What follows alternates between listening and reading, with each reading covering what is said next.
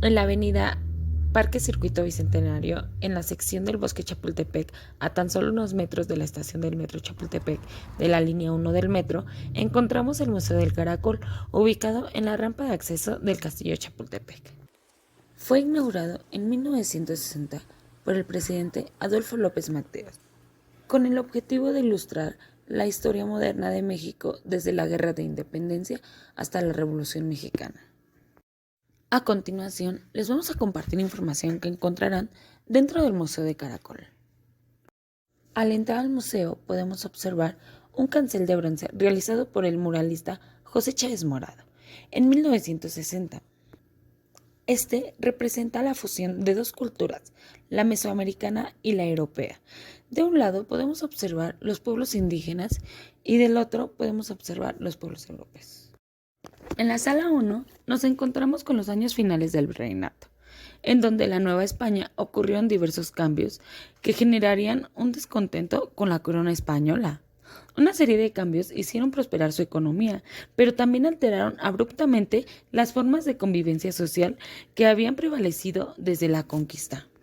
A principios del siglo XIX, España fue invadida por el emperador francés Napoleón Bonaparte, quien destruyó al rey Fernando VII para colocar a su hermano José Bonaparte, conocido como Pepe Botella. Obviamente porque le gustaba tanto el vino. Quienes impulsaron las reformas borbónicas y se inspiraron en el despotismo ilustrado. La Ciudad de México estaba gobernada por un ayuntamiento integrado por los criollos, que querían más participación en el gobierno. Ellos proponían no solo desconocer a José Bonaparte, sino también formar un gobierno provisional autónomo hasta que Fernando VII recuperara su trono.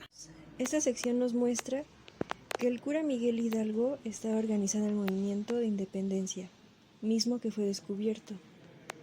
Aquí se muestran las representaciones de este, convocando al pueblo a luchar, y que estaba conformado por campesinos y rancheros, que, con palos y machetes, a pesar de que no tenían armas, ganaban en número. Todo esto ocurrió la madrugada del 16 de septiembre de 1810, asaltando la Alhóndiga de Granaditas. En la sala 3 nos habla sobre la participación de Morelos en la independencia de México. Como este fue señalado, nos presentan sobre el sitio de Cuautla, que fue en el año de 1812, cuando sus tropas pasaban hambres, incluso llegaron a quedarse sin agua. Debido a dicha batalla, Morelos y sus hombres no cayeron prisioneros. Sobre otro tema, conocemos el progreso de Chilpancingo. En 1813 se declaró la independencia de España, como es señalado para siempre jamás. Morelos decidió participar en dicha guerra y así conseguir el gobierno formal. La consumación de la independencia. A principios de 1821, Iturbide y Guerrero se reunieron en un pueblo de Acatempán, actual estado de Guerrero, donde sellaron el pacto de la independencia con un abrazo. El ejército de Iturbide portaba la bandera realista compuesta por una cruz de Borgoña o de San Andrés, y la del ejército de Guerrero mostraba el águila sobre el nopal. En agosto de 1821 llegó a la Nueva España don Juan de O'Donoghue, el nuevo presidente del gobierno español, que simpatizaba con las ideas liberales. Él se entrevistó con Iturbide y de la plática surgieron los tratados de Córdoba.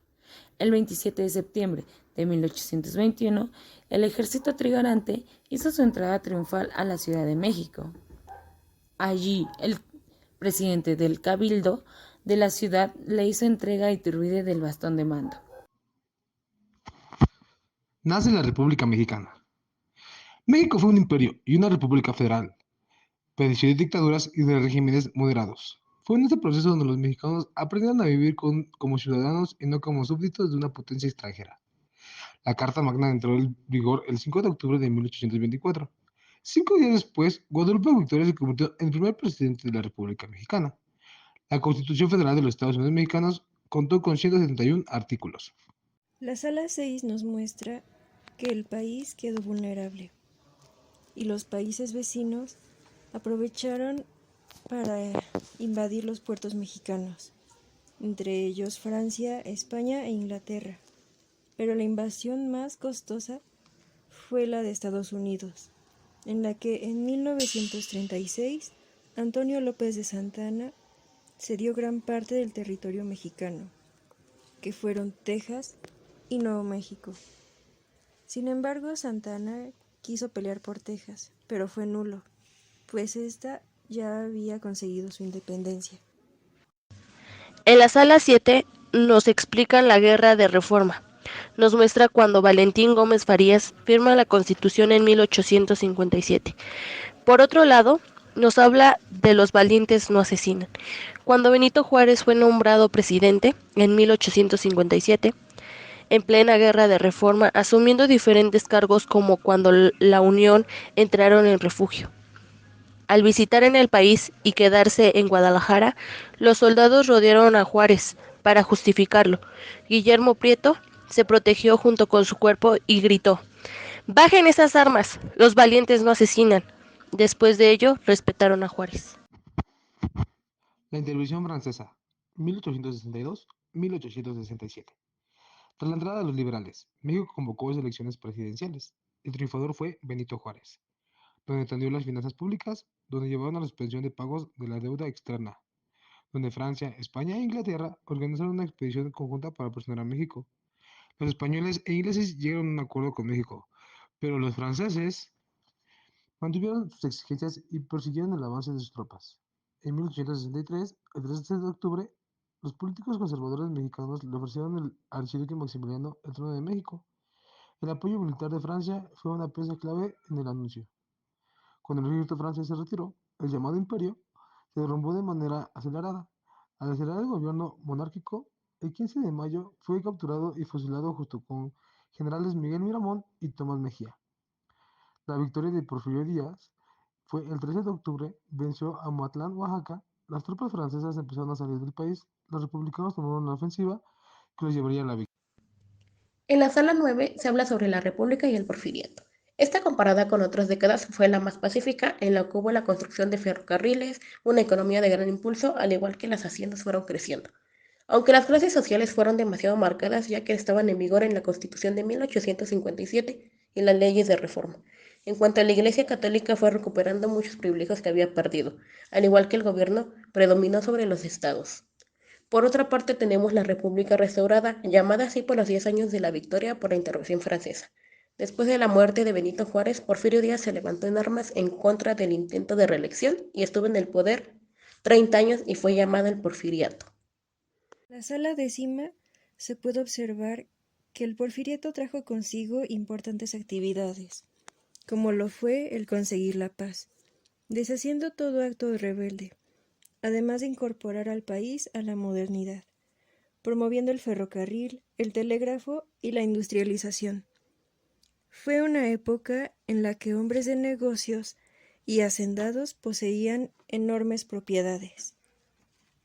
Revolución Mexicana fue el primer movimiento social del siglo XX en el mundo, en el cual fue un levantamiento de Porfirio Díaz que sucedió el 20 de noviembre de 1910 y terminó en 1916. Fue llamado el Plan de San Luis Potosí al movimiento de grupos rebeldes de todo el país. Francisco I. Madero hace una entrada triunfal a la Ciudad de México el 7 de julio de 1911 y toma posesiones de su cargo Madero y Pino Suárez el 6 de noviembre de 1911. Para el día 27, el Congreso elevaría la no reelección a preceptos institucionales. En la sala 12 se habla sobre la Constitución de 1917 y el México actual. Esa etapa trata sobre el pacto social y la convivencia de todos los mexicanos ha estado inscrito en esta Constitución. El resultado de esto fueron las primeras proclamas de los criollos a favor de la independencia y por otra parte la democrática en el siglo XX. La población se multiplicó, esto gracias a las vacunas, antibióticos y otros avances médicos. Por otra parte tenemos los acontecimientos ocurridos como lo fueron la Jura de Carranza a la Constitución y la Batalla de Celaya. En 1900 el alto porcentaje de la población fue de mente tradicional y autoconsumo. Actualmente la población mexicana vive en ciudades y de fácil acceso a la educación y están al pendiente de los acontecimientos mundiales. El museo está abierto de martes a domingo de 9 a.m. a 4 p.m. y los domingos es gratis para todo el mundo. Espero les haya gustado el video y se animen a ir a visitar el Museo del Caracol.